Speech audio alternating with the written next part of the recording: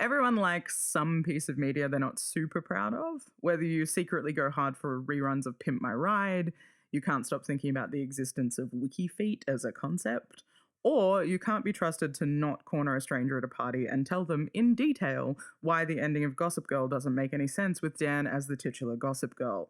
I know you've got guilty pleasures and I want to know about them. Today, I've managed to con my pal Zoe into talking me through hers. Zoe and I know each other because Zoe is in a throuple and I'm a lesbian. And as we all know, all lesbians are intricately connected through a web of throuples and heartbreak. Eventually, we will all merge together and it will look like the end of Akira as we slowly engulf the city. Until then, Zoe is in a very cool band called Sports Bra, who I love, and you might have seen most recently on tour with La Dispute. She also makes me laugh endlessly. In the lead up to recording this, I asked Zoe what her guilty pleasure was, and she named it and then immediately sent through a list of talking points that read like crazy beat poetry. Words featured include race car driver, house flood cat, demon STI movie, and Dancing with the Stars. She then immediately sent me another message that said, I've accidentally just sent this to the man trying to buy a guitar pedal from me. So on that note, I'm Alex. I'm Zoe. And this is Pop Culture Burner, the podcast edition. And today we're talking about Frankie Muniz.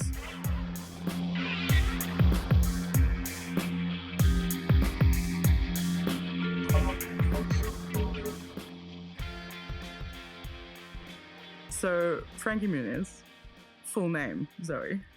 Francisco Muniz the fourth. Does he have a middle name? Well, the fourth comes after the Muniz. So perhaps Muniz is his middle name. Perhaps Muniz is the middle name. Why the obsession? Why immediately Frankie Muniz? Why do we know so much? He is a Renaissance man who isn't very good at anything, but he tries a lot of things. And that's what I like about him. You like the enthusiasm or the failure? Both. Both. Because the bigger the enthusiasm, the better the failure. Yeah. But he just gets up. He just gets up. He gets up and he tries something else. And it's just nice to watch. It's inspiring. Did you watch Malcolm in the Middle when you were growing up? Did not watch it as a child. Do you watch it now? I watched it all a couple of years ago. And it holds up. It is really good. I didn't watch it as a child. I saw like a couple of episodes. Yeah. And like was just not that into it. And then I watched it as an adult and it's fucking fantastic. It's so funny. It's like weirdly very tightly scripted for something that is just like sort of like 7:30 p.m. sort of half adult, half child content. Yeah, it has no right to be as good as it is. Absolutely not. I watched an episode today while I was sort of doing my work, and that Lois, the mother, is just like, there's this bit where she's annoyed because they've like woken her up again because they've scared Dewey, the youngest child. And he's like screaming and she comes in, she's like, all right, well, I'm taking away like the Game Boy or whatever. And the idiot brother like sits up and is like, well, you've already taken the Game Boy. And Malcolm does this like aside to the camera being like, this is sad because he thinks he's won. And his mum just turns around and is like, all right, well, neither of you get pillows now. And she just takes their pillows. And I was like, this is pinnacle exhausted parent, but so funny. Yeah, I think he is the weakest link of that show though. Yeah, it's a show about Malcolm and it's a show where Frankie is the star and he's not the funniest. Yeah, the middle is defined by what surrounds it in Malcolm in the Middle. It's true. He has no defining characteristics apart from being smart. Yeah. But like Bryan Cranston, phenomenal in that show. So good. What a like delightful, just like dad figure. Yeah, plays it perfectly. If you accept that it is in the canon of Breaking Bad, Breaking Bad is a beautiful decline. Only the brightest stars burn out so well. Exactly. I think my favorite failure has to be the race car driving career. Well, yes. He did not do well. No, he didn't. I think he crashed, didn't he? He crashed. He did it for a few years, I believe. Yeah. His best placing was 9th. It's not great. It's not the worst. No. Although I don't really know how many cars Yeah, that was my problem as well.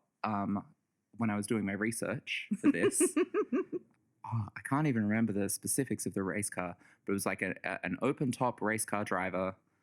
His best place was 9th. Tried it for a couple of years, didn't go great. Right. But it's just one piece of the Frankie Muniz quilt. What a quilt it is. Because it starts off, I think there's something interesting about starting off in like child stardom. Oh, yeah, it's always going to be fucked. Oh, it's always going to be fucked, but his career trajectory seems to be ultimately, despite the fact that I don't think he's that much older than me. I think he's like 33 or something.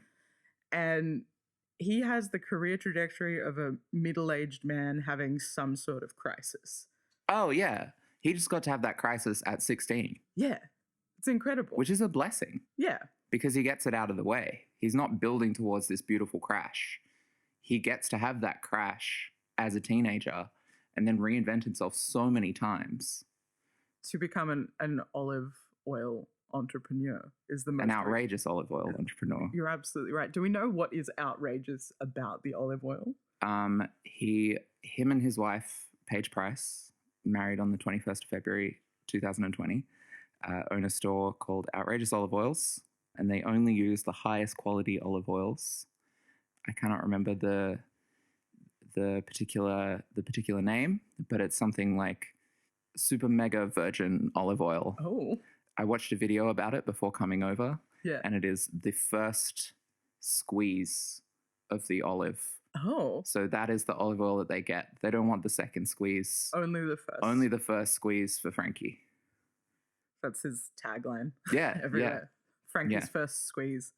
I'm going to pull it up, but I read this insane quote from him about the olive oil where he talks about the fact that he like puts the labels on himself. Yeah, and bottles it and like puts the lid on. Yeah.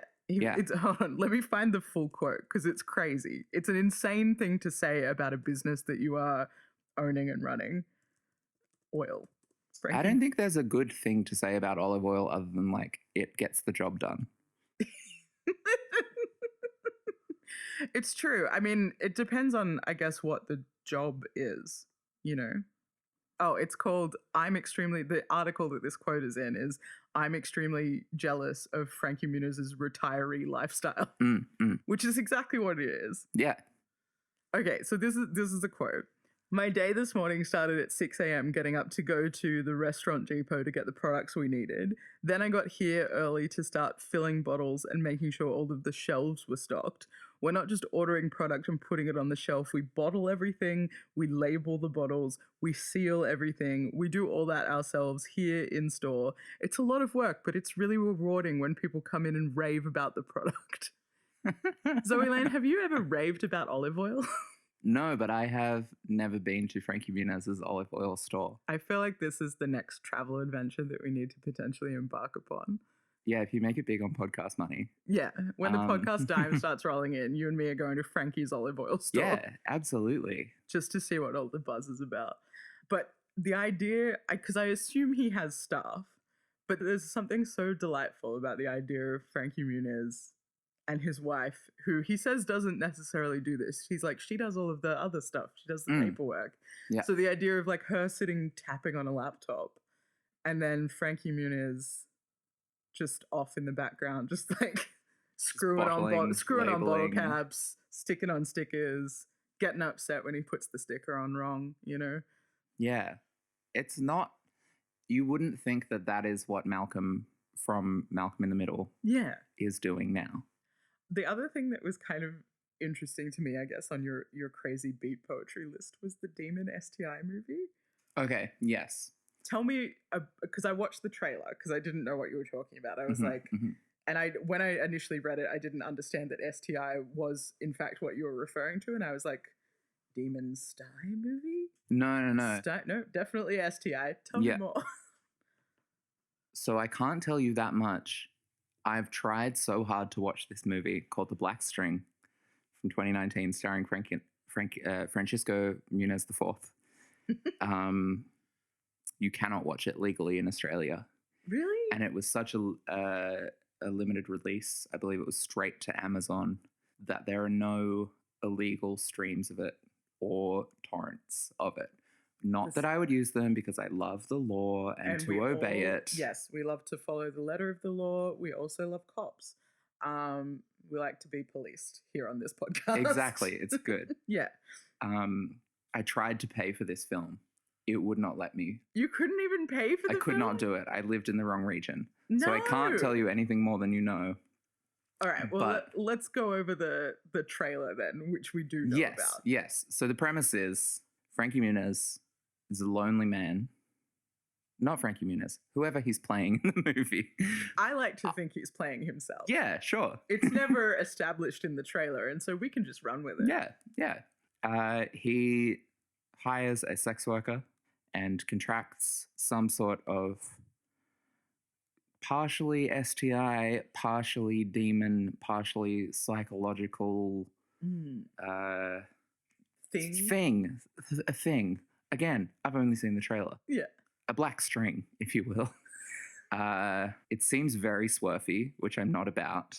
No. But also, it seems like a very bad trash movie, which I am about. It looks like it gets a culty. I don't really know. I would love to watch this movie. If anybody has a link or a download, baby. I tweeted at him. I did see that. I liked that tweet. He has not responded. He's probably busy bottling and labeling olive oil. It's very time consuming. Yeah, you got to get it right. Yeah, he's been up since 6 a.m. He doesn't have time.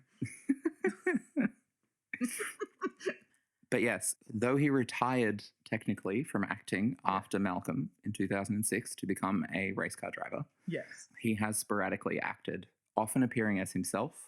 Yes, when I was looking at several of his acting credits, because I wanted to see what recently I might have seen him in, and it's all as himself credits. Yeah, which I think is strange, because I'm trying to think of the context of a film where you would be like, what's a celebrity that we can put in here for the punchline of them playing themselves? And the idea of someone sitting in a room and being like, Frankie Muniz is the answer. That's how we tie this script together. I would think that, and I would do that. But I am a crazy person who is not allowed in Hollywood. Let Zoe into Hollywood. They're censoring me, and they're not letting me put Frankie Muniz in Breaking Bad.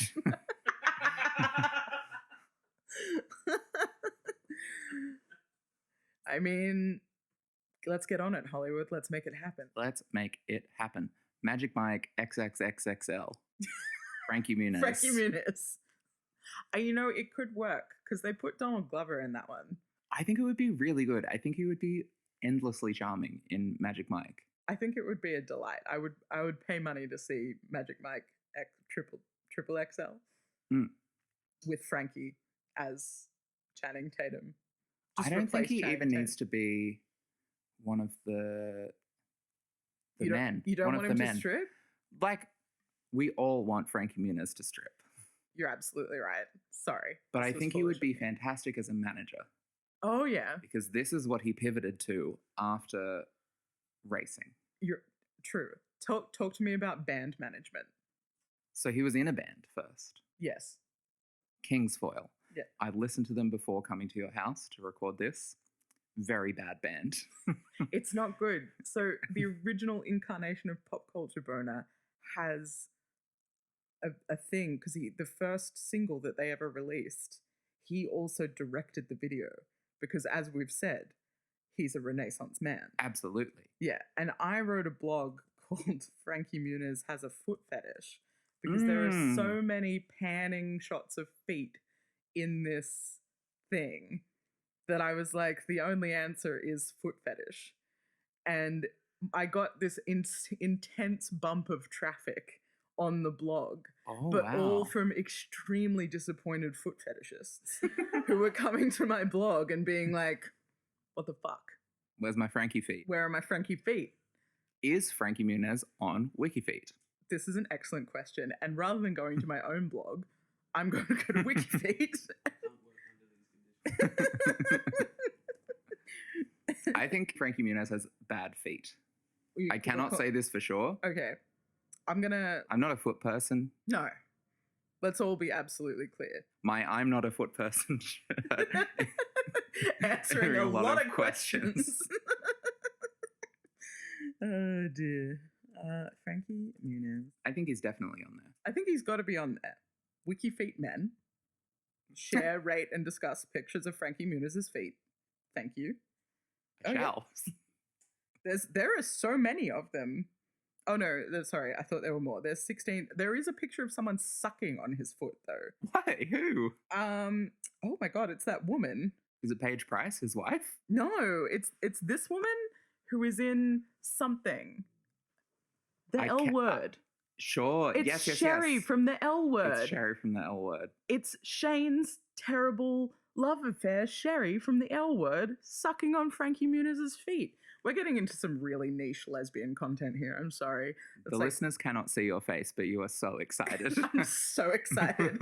I'm more excited that I remembered who that was. Mm.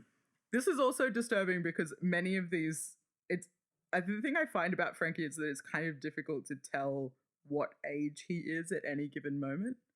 Oh, yeah. And many of these feet pictures seem like he might be underage. And I don't know what the ethics of foot consumption are generally, but also... Yeah, I think it's not good. I think it's not good. I think we need to shut down Wiki Feet. That's the next campaign this blog is running. First campaign, let Zoe Lane into Hollywood. Second campaign, shut down Wiki Feet. Just get rid of it. But you're right, they are bad feet. They're not good. Not good feet. Yeah. But anyway, we won't go to my blog about Frankie Muniz's foot fetish, which I believe that he has with no backing. But let's talk about his... Yeah, let's just say it. What's a defamation law?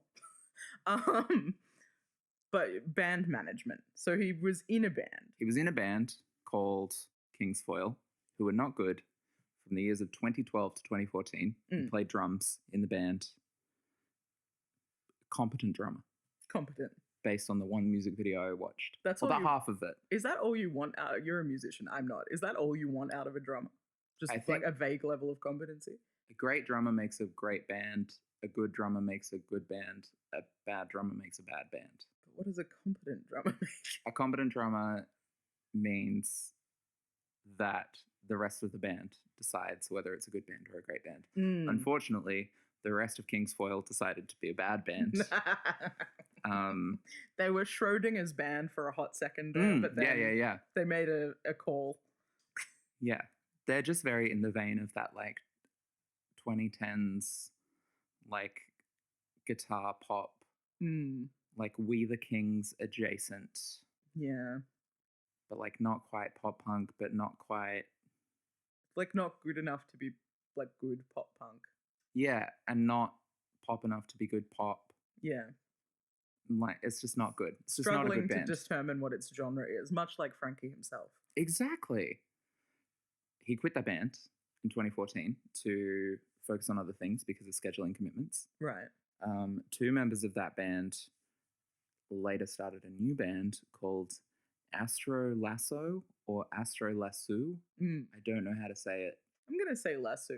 I think they want it to be Astro Lasso because that rhymes. Yeah. But I'm telling you that Lasso is pronounced Lasso because that's what it is. Good. Yeah. Okay, cool. I'm calling it now. Hard opinions. Lasso. Yeah. Get it right, everyone. Yeah. Everyone who's on the street talking about Astro Lasso, you better say it right. The hot new thing on the street, Astro Lasso. He tours with this band as front of house guy, lighting guy, and designated driver, says his Wikipedia page. I did see that. And then I watched an interview for Dancing with the Stars, which he was also on. Classic middle-aged man move. Where he said that he's never drunk. Never drunk, never done a drug, never smoked a cigarette. Incredible. Yeah. Incredible. For a child star. For a child star. Impressive. Yeah. He tried so hard to stay on the rails, but... That he became the rail. Yeah, and just... But the rail was he exists in this weird world where he did all the right things, but, like, now runs an olive oil shop in Arizona, which is maybe what he wants. Yeah. I mean, who are we to begrudge him what he wants? Yeah, absolutely. But being in a band wasn't for him. He still manages Astro Lasso. They're not a good band. I listened to another half of one of their songs from, it was called Gateway Drug Keepers. I don't know if my enunciation came across well, but gate is all in capitals and keepers is all in capitals. So it's Gateway Drug Keepers, but also Gatekeepers. Oh. It was not good. No, it doesn't sound It's not good. a good song. It's not a good band. Sounds like a bizarre way to title a... It feels a little bit like they were like, Fall Out Boy removed all of the vowels and the spaces. Maybe we will capitalize some things. And it didn't work. It's a stylistic choice. I'm glad they've committed to it, but it's not good. Yeah, I admire the commitment. Yeah. Proud of them. But it's nothing. I think the picture that we're building here of Frankie Muniz is a man who loves middle management. Malcolm in the middle management. That's what this all has been building for. It's what it's all been building for. Thank God. I'm glad we've gotten there. All right, well, this podcast can end now. We've gotten to the end of it. And we've come to the crux of the issue. For a while, his Twitter bio was just manager at Astro Lasso, and then his personal email address. That's amazing. That's a full-blown commitment. Yeah. Now it just has the olive oil store and that he's the manager. So he still is managing that, doing some acting in weird, swerfy, independent horror movies. Yeah. I don't think it's an independent horror movie, though. It's released through Lionsgate. Oh, wow. Yeah, so it's like a budget studio production. That's so wild. Right? Why can't I watch it? Why can't we watch it? Why am I being gate kept? Gate space kept all in capitals. Yeah. Just a bizarre series of choices. The other thing prior to your arrival here tonight, I have been watching just so much Dancing with the Stars. Oh, fuck, it's so bad. It's so upsetting. It's so upsetting. I personally find Dancing with the Stars extremely stressful anyway. I find dancing extremely stressful. Yeah, dancing generally stressful. Dancing with the Stars is a concept designed, as far as I can tell, to just embarrass middle-aged actors who haven't had a gig for a while. Yeah, is absolutely. What it seems like. And I watched several things of poor Frankie, and I believe his partner was named Whitney, maybe? Mm-hmm. Correct. But he really is enthusiastic about it. And he came third. Yeah, it's pretty astonishing. Which says something perhaps about the caliber of the other people on the show, I wonder. I think it says something about his commitment to the bit. And that's what it comes down to with Frankie for me. Yeah. Is that he tries something and he commits really hard to it. Yeah. And it almost never works out. Child acting worked out so good. So good. Beyond his wildest dreams. He retired from acting at 19 with $400 million in the bank. What? $400 million? He had $400 million from his movies and TV show. What? Yeah. That's insane. At 19. And then was just like, well, I'm going to do whatever the fuck I want. Who knew that Agent Cody Banks paid so well? Yeah. See, Agent Cody Banks probably paid pretty well. Agent Cody Banks 2. That's the bank. That's the real the money maker. The franchise. He's got like Emmys and shit as well. I know. I don't know if they give you money for an Emmy. No, I think it's more about the prestige. I don't know if the Emmy is worth $400 million, but 400. Well, that explains the 5-story brownstone.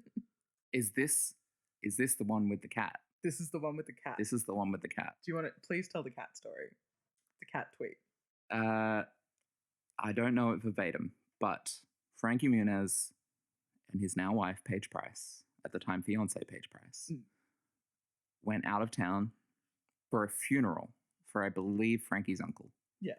While they were away, a cat, one of their 2 cats, who are still alive and they still love, accidentally turned on a tap.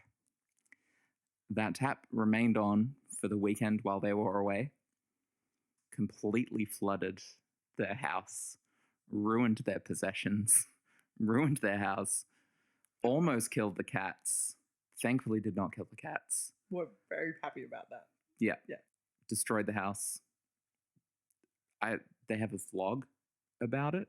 They have a vlog about it? Yes. There is a YouTube channel called Frankie and Paige, and it has 3 videos on it. 2 are about the olive oil store.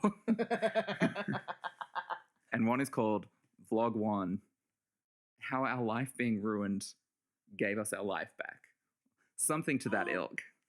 And it's this very sad vlog at the start with some sort of like Coldplay Imagine Dragons-esque music being like, we lost all our stuff. Dang it. The house is ruined. Dang it. But they learned to love again through buying an RV and just living in an RV for a year while the house was repaired. I was sort of joking about how much of a middle-aged man he is, but the more we talk, the more he's just having the life of a middle-aged man. He made all his money really young, and then he was like, I'm gonna be a race car driver badly, and then he did that for a bit, and then he was like, actually I'm really great at middle management, which is something people normally discover in, like, you know, their early 40s. They're like, well, I guess middle management. But Frankie was like, no, 25, middle management, and then an olive oil store and significant amounts of time spent in an RV. Yeah. Yeah. Incredible. I'm flabbergasted. When Frankie and Paige got together, I learned this from the vlog. When Frankie and Paige got together, they bought a motorcycle with a sidecar and made a promise to each other to visit every national park in America. Okay. And obviously life gets in the way and olive oil gets in the way. It's true. Olive oil is extremely demanding, especially when you bottle it by hand. Yeah, if you pour some on the floor, you might slip over. It's a dangerous liquid. He's been concussed 9 times. He can't be concussed anymore. Oh, we're going to talk about the concussions. But life got in the way and they didn't get to visit the national parks. And then that's how they found their life again, by buying an RV, putting 2 cats in it, the sole survivors of their flood, and then driving around and looking at shit.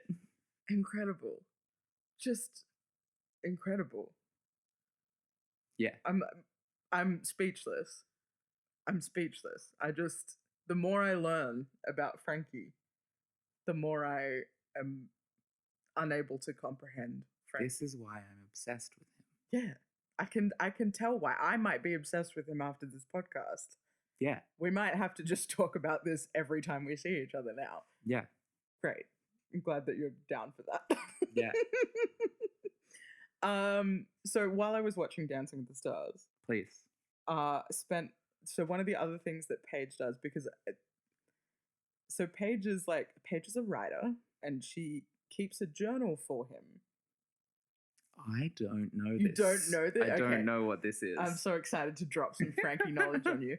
So I was watching his interviews on Dancing with the Stars, and because of Frankie's memory loss, which we will talk about a little bit when we talk about the concussions maybe, Frankie has memory loss and he doesn't remember like huge chunks of his life, which is very sad. But his wife Paige writes a journal every day, like some full-blown 51st dates shit of everything they did together in a day, so that he can revisit it and they can read it together and he will know what he did, which is, Zoe Lane, are you gonna cry? I don't know if it's beautiful or awful. It's a unique combination of both. Yeah. Because they did a little zoom in, and I don't know whether it was the actual journal that she keeps, because that seems like it might be an intimate thing that you don't necessarily want to share on reality TV. But it started with, in this very like, imagine the girl that was like mean to you at high school and like drew little love hearts as the dots for her eyes. That sort of handwriting. that sort of handwriting, and it starts with "We wake up!" exclamation point. And I was like, I hope this isn't your actual journal, because I feel like there's probably more that could be put in there. But yeah, he talks about his memory loss like quite in depth on his Dancing with the Stars interviews. Yeah, it feels like the only thing. He just does not talk about the dancing. Yeah. He just talks about the memory loss. He talks about the memory loss. And so the memory loss, we think he says he doesn't know why he has memory loss. But he also says that he's had a series of mini strokes and 9 concussions. Yeah. His head is not well. Yeah, I think I'm not a doctor. I don't know if you know this about me, Zoe Lane. Not a doctor. I did not know. I thought you might have been hiding it. Yeah, it's been my secret this whole time. It's a medical degree. But I'm going to say a series of mini strokes and 9 concussions. Probably not great for the old memory. No. No. No. Because the brain is famously where memory is. It is famously where they keep it. Also, strangely, a delicate thing for something where we store so much stuff. Yeah. I think being a race car driver was probably not very good for him. That seems like a thing where you would get concussed. Yeah. Do you know more about the concussions? Are all of the concussions from the race car driving? No. I don't know the intricacies of each concussion. That's upsetting. Do better research, Zoe Lane. I'm sorry, yeah. I do know that he had one of his mini strokes while on tour with his band. Oh. But got back on the road. Good I don't know if he missed any shows. But he finished the tour. Oh no. Frankie. Yeah. Your brain. Yeah. But that comes back to what I love about Frankie, is that he just keeps on going. He is Chumbawumba. Exactly. That's it. Frankie Muniz, Chumbawumba. Have you seen Sharknado 3? I have. I've seen the second half of it. You've seen this? Is that the bit where Frankie Muniz is? Yeah. When he's on the top of the RV. Ah, yes. Perhaps his own RV. His own RV. I don't know what the budget of Sharknado 3 was like. I can't imagine large. They might have needed to use the actors' own personal vehicles. I think they blow it up at the end. So maybe that was the fitting ending to Frankie's RV story. I think that my obsession with Frankie began with Sharknado 3. Interesting. And I've not realized this until this point. I'm so glad that we were able to talk this out. I was with a friend who was house sitting. Yeah. And you know when you're like house sitting or with someone who's house sitting and the people have like a big fancy TV. Yeah. And this was like, it wasn't pre-Netflix, but it was like pre like Netflix being like the main thing. Right. Or whatever. And so this house had Foxtel, we turned it on. It was in the middle of Sharknado 3. Incredible. Was when it began. And Frankie Muniz is on the top of this RV. Spoilers for Sharknado 3. Turn off now if you want to. This is not a spoiler-free podcast. If you need to be involved in Sharknado 3, we'll cut it here. You can go away, you can watch it, absorb that content, connect with it on an emotional level, and then back to Zoe Lane. Mm. In the Sharknado, sharks are biting off Francisco's limbs while he is on the top of an RV trying to get to a button to detonate a bomb. Right. And he can't, he eventually gets there. There's the spoiler. But sharks bite off all his limbs, and I was like, what the fuck is Malcolm doing on the top of this RV? Why is this? I've not watched Malcolm in the Middle very much. Why is Malcolm here? There must be more to Frankie. And then I realized I've never really watched Malcolm in the Middle. Started watching Malcolm in the Middle. That's where it began. Surprised by the incredible content of Malcolm in the Middle. It's really good. Sharknado 3, not that good. Not that good. I think you are missing the peak of comedy, though, for that Sharknado 3 particular thing, where his legs are both gone by this point, and I think possibly also one arm. So he is bleeding out on the top of the RV. And he goes to press the button, And just as he's about to hit the button, a shark takes his arm. And so he has to press the button with his teeth. Yeah. It's a metaphor for Frankie's life, I think, just encapsulated. He just kept going. He just kept going. He kept That's going. what I like about Frankie Muniz. Chumbawumba. Chumbawumba. I was thinking about the Shark. Have you watched any of the other Sharknado franchise? No, I've watched the second half of Sharknado 3 and no others. Incredible. Because I was thinking about the Sharknado franchise just like as I was watching this. And I think part of its shtick is that they seem to get someone who was famous in the early 2000s. And they just put, like, Tara Reid is in the first one. Yeah. And we all know Tara has been a little down on her luck. But Frankie, not so much down on his luck, just out of the limelight. Out of the limelight. Didn't have anything on that day. It's like, hell yeah, I'll lose some limbs on the top of this RV. As long as I still get to push that button. As long as I get to push that button. Because ultimately, I like a little bit of success. Yeah. Even if it results in me being blown up. Absolutely. And that's what we're all looking for. It's true. The other thing that I really enjoyed about that scene was that the female pilot, I think, who is potentially obsessed with or like romantically involved with Frankie. It's hard to say which is which. It's a fine line. Yeah, we're all riding that line. Yeah, constantly, daily. She like looks out of the window in time to see him push the button with his teeth. And she is like, no, as he explodes. And the other pilot, as though they haven't watched him explode, just goes, it's too late to save him. We just watched him get engulfed by... What would they be salvaging? What's left of Frankie? Well, that's what you think about Frankie. You think, what's left of Frankie? And he just keeps going. He just keeps giving. He's the gift who keeps on giving. He's Chumbawumba. What's your favorite piece of Frankie content? There's one particular tweet. Talk to me. Okay. I don't want to butcher it because it's my favorite of the Frankie tweets. He has a lot of good tweets. He has excellent Twitter content. I think my favorite of all of them is, think I broke my knee trying to get on my motorcycle. Tried to whip my leg over real quick and need the luggage rack so hard I threw up.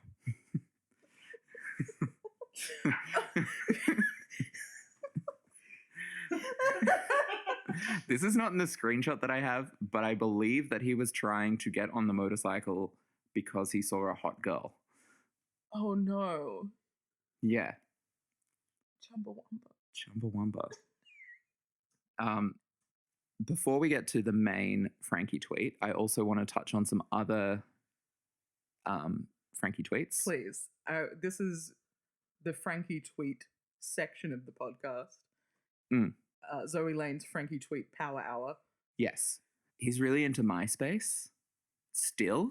In 2019 and 2013, he was when he tweeted, to all you MySpace's debtors, you obviously haven't seen the new MySpace. You'll understand. It's the next big thing again. Frankie Muniz, businessman. Other tweets include the tweet about the Uncle Funeral cat destruction. That's a great series of tweets. There's fuck. This one is quite, a lot of what is funny about Frankie is quite sad, but I don't like to think of it as like laughing at him. No. I think like a lot of what is funny about everyone's life is that it's sad. Yes. And the way that Frankie presents his life is very like warts and all. Yeah. And that is what is so charming to me about him, is that he's like, well, I don't know. I can't remember anything in my life. What am I going to do? I run an olive oil store. I throw up when I get on my motorbike. This tweet just says, I lost my tortoise. Devastated.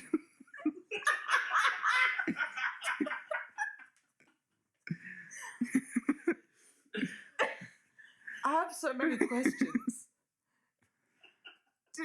I think the tortoise died. I don't think it like ran away. It's gonna be like, did it come back? No, it's a dead tortoise, frowny face. The most important Frankie tweet This is, yeah, we should preface this by saying I think this is Frankie's most recent brush with virality, right? Yes, more so than Dancing with the Stars, more so than when he was the host of Dancing with the Stars Junior, which featured child celebs, including Honey Boo Boo, was the only one that I recognized the name of. Oh, the rest seemed like Disney Channel kind of people. Oh, no. Yeah. Did you not know this was part of his Dancing with the Stars canon? I did know that this was a thing that he had done, but it hadn't really sunk in for me what Dancing with the Stars Juniors might actually entail. Yeah, it's really fucked. There's also I went through the Wikipedia. I almost said WikiFeed. You've ruined me.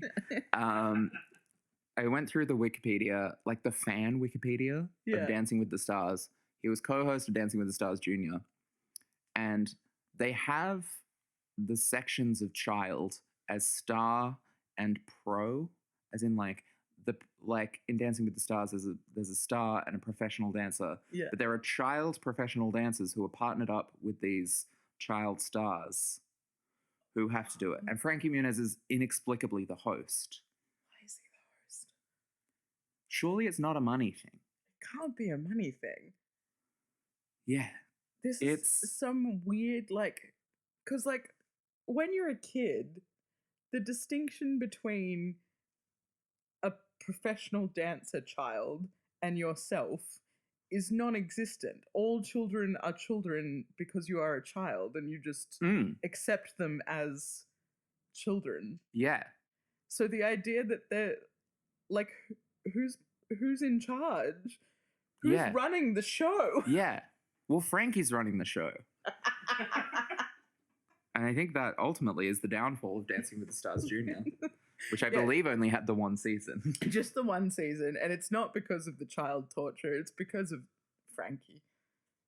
I don't know who's watching that show as well. That's true. What is the audience? It's not good. Who's like, I'm a really big fan of Honey Boo Boo. And so I will watch Honey Boo Boo be tortured in a battle to the death with other toddlers. Yeah. And Frankie's here.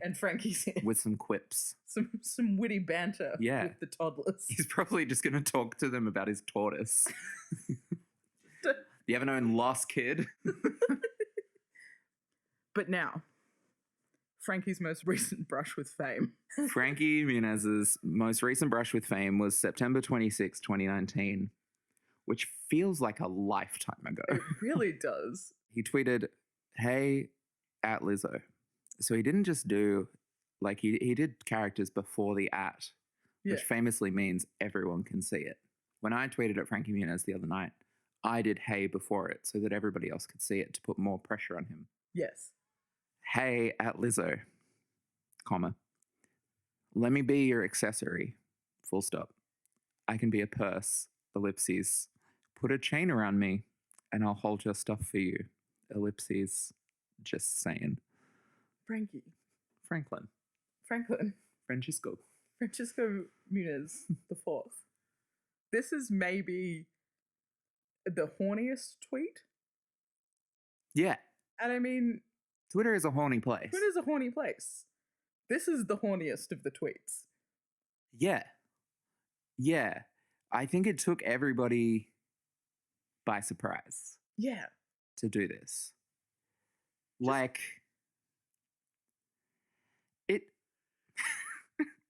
It's not even just horny. It's not even like, hey, Lizzo, I want to be your boyfriend. It's oddly specific. It's so specific. It's like a weird kink thing. Because, I assume on some level, most people are kind of familiar with a sort of a vague level of acceptable mimetic horniness. Horniness is a meme. Hey, step on my neck. Yeah. You know? Yeah, and that would be fine. If Frankie Muniz said, hey, Lizzo, step on my neck, I'd be like, oh, sure. I mean, I don't want Lizzo to step on my neck, but I appreciate the sentiment, you know? Yeah. Do I want Lizzo to use me as a purse? No, I've never thought about it, but now I've been forced to, Francisco. He also tweeted, somebody drew this. Somebody drew it, and he is on a chain with a collar.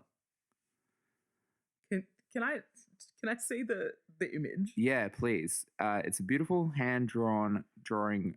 Credit to strawberry_cherub on Instagram, says Frankie. You're doing God's work, Strawberry Cherub. He is on a leash. He is a freak on a leash. He is a freak on a leash. Look at him go. This is lovingly rendered by Strawberry_cherub, friend of the pod. _cherry on Instagram.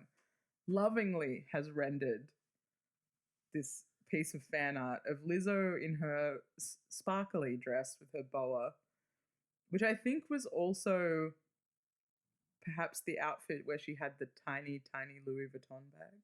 This is why he was tweeting about the purse, because she had the purse. She had the tiny... We forgot this context because September feels like 10 years ago. Yeah.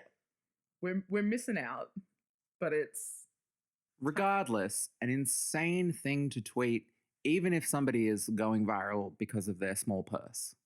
Yeah, I don't feel like I've ever looked at a tiny purse, regardless of whether or not it's held by someone who I would like to step on my neck.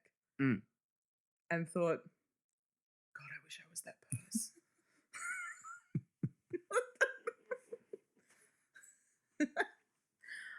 I've also noticed that Frankie currently has some fan art as his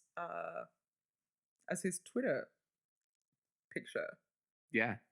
Frankie loving interacting with the fans. He loves the fans. He loves the fans. Apart from me.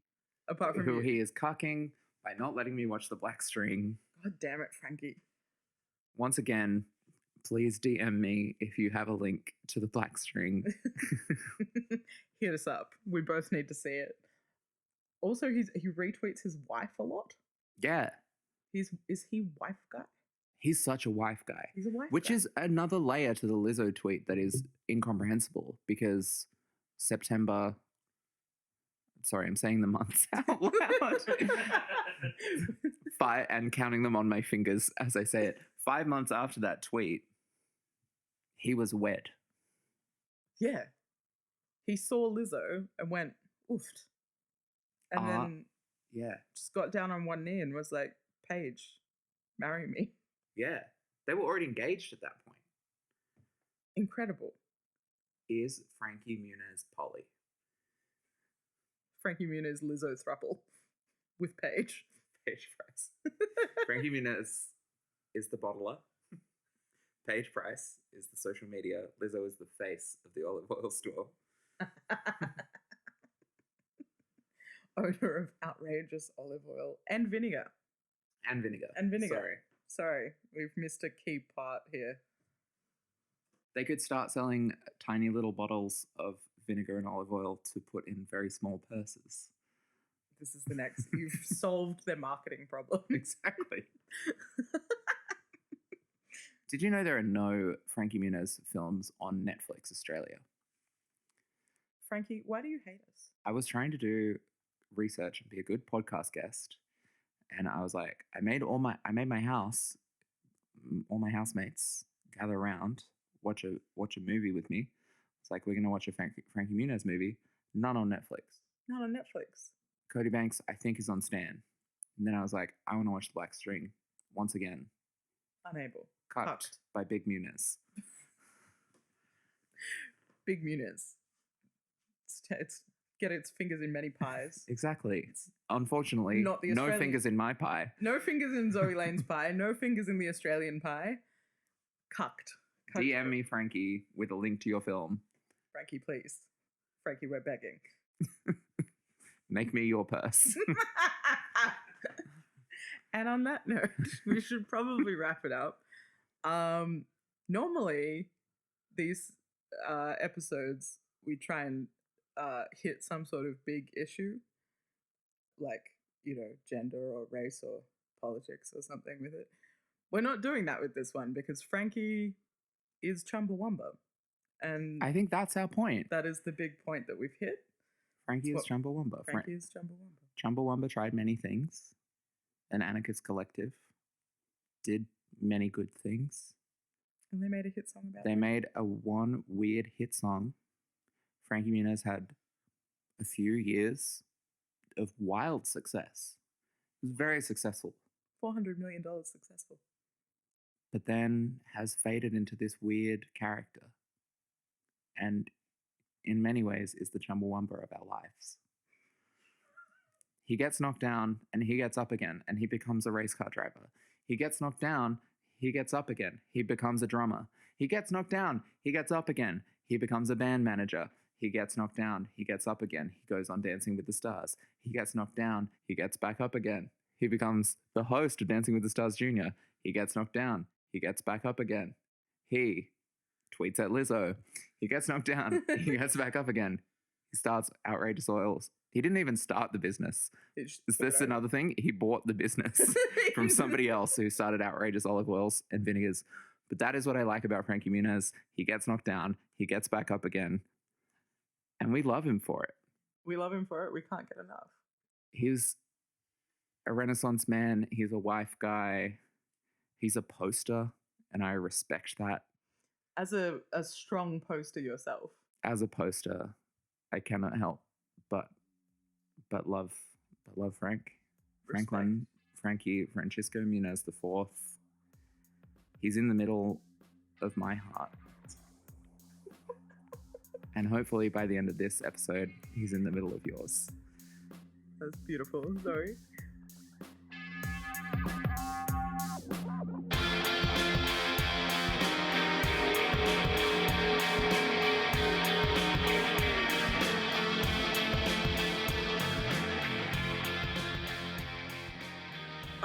As a little wrap out, do you have anything you want to plug for Sports Bra or for yourself if you want to see Zoe be extremely online? I'm in a band, we're called Sports Bra. We have a couple of records out. They are online for free. You can follow me on Twitter, where I'm online too often, at CoolZoe69. Also want to plug, have a good day, everyone. Wherever you are listening to this pod, I think you're great. It's the most positive note this has ever ended on.